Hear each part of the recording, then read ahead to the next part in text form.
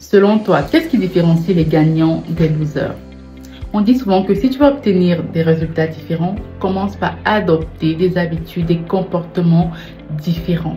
Tu as certainement eu l'impression de ta propre expérience ou des personnes autour de toi qu'il y en a qui réussissent à tout ce qu'ils touchent et il y en a qui échouent à tout, quels que soient leurs efforts. Et ceci n'a rien à voir avec le talent ou la chance, ça a tout à voir avec le mindset et quelques habitudes quotidiennes, pratiques, concrètes que tu t'arranges à mettre sur pied, à adopter si tu vas atteindre tes objectifs. Donc, je te donnerai dans cette vidéo tous les secrets des winners. Reste bien jusqu'à la fin si tu veux rejoindre les rangs. Mais avant de commencer, like la chaîne si tu aimes notre contenu, partage, commente, mais surtout, abonne-toi. La réussite est avant tout un état d'esprit. Donc, voici 3 croyances qui différencient les winners des losers. Première chose, leur vision. Les winners ont une vision claire de leur avenir. Toi, par exemple, comment te vois-tu? Où te vois-tu dans 2, 5 ou 10 ans? Les gens qui réussissent ne s'adaptent pas. Ils ne subissent pas la vie. Ils déterminent clairement leur vision, leurs objectifs. Ils se donnent les moyens et le temps nécessaires pour y arriver. Je vais insister sur le temps parce que la plupart des personnes qui démarrent, que ce soit en entreprise ou en relation, démarrent déjà avec beaucoup de pression, interne comme externe. C'est-à-dire que tu lances un projet, un business et à peine 2 mois, 3 mois, tout le monde s'attend déjà à ce qu'il te soit rentable.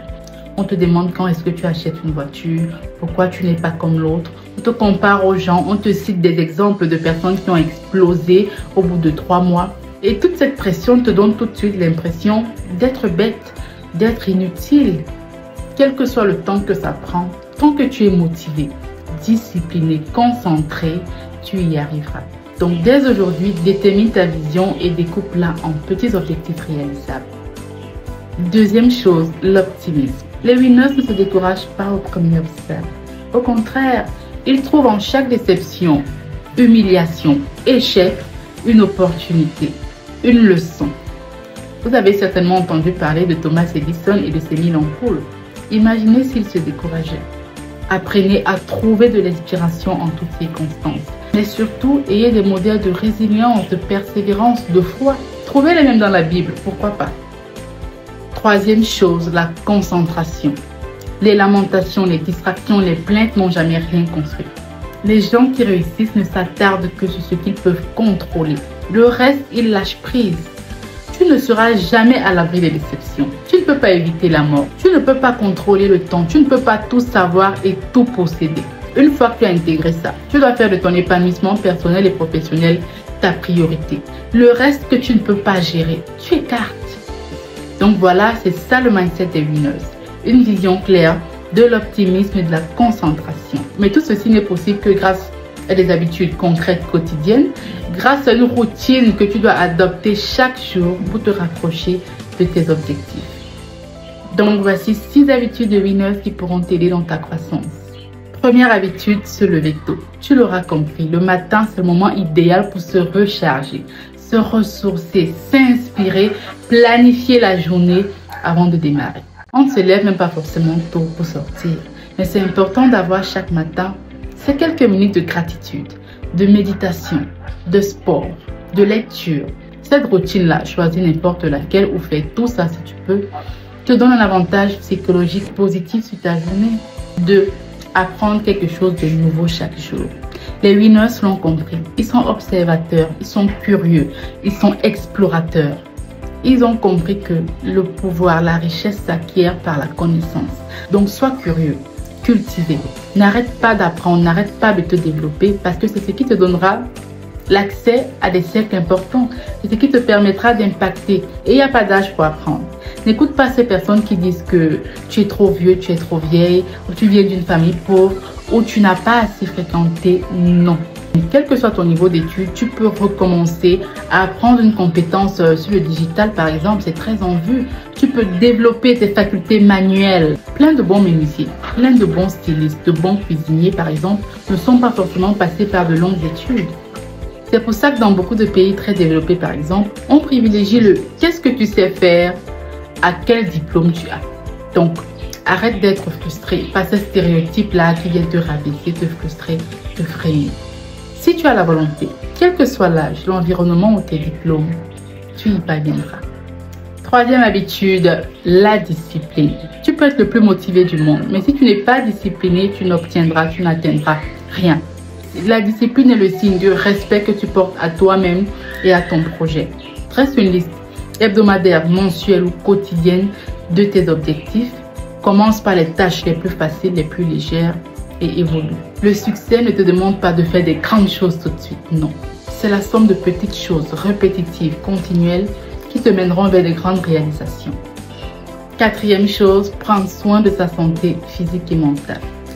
Les winners l'ont compris. C'est pas fantaisiste d'être en salle de sport tous les jours ou de courir tous les matins. Non, un esprit sain dans un corps sain. Le sport, l'activité physique vous maintient non seulement en forme, mais vous apporte l'harmonie, la paix, la tranquillité nécessaire pour affronter certaines situations. Prenez soin de votre santé, mais prenez soin de votre apparence, c'est-à-dire d'être toujours habillé de sorte à imposer le respect. Simple mais pratique, simple mais raffiné, simple mais élégant, d'accord? Et enfin, prenez soin de votre santé mentale.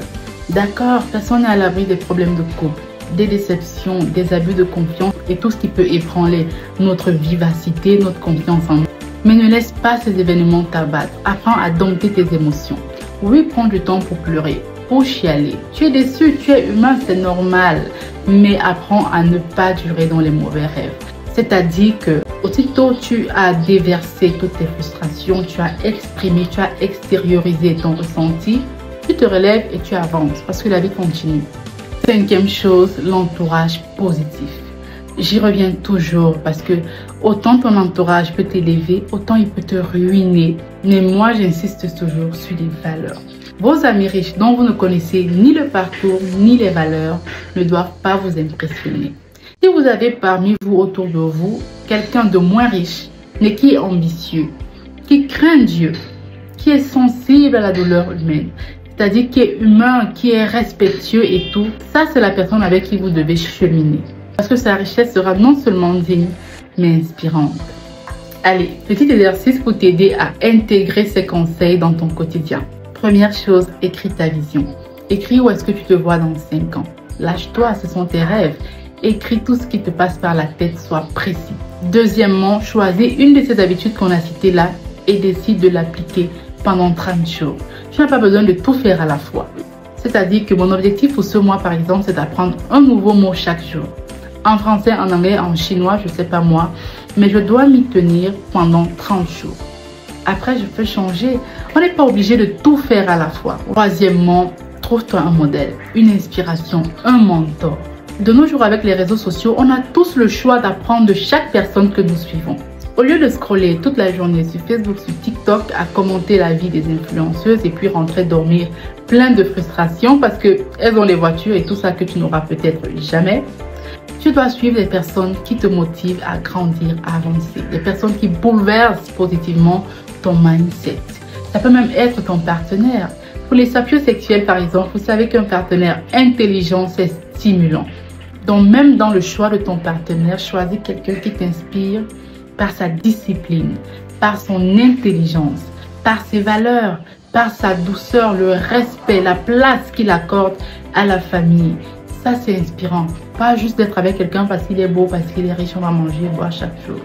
Honnêtement, je suis persuadée que si tu appliques au moins un de ces conseils chaque jour, tu verras ta vie transformée au bout de 30 jours, au bout d'1 an, au bout de 2 ans, tu feras des exploits.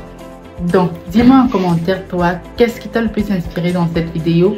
Qu'est-ce que tu décides de suivre, de pratiquer dès aujourd'hui?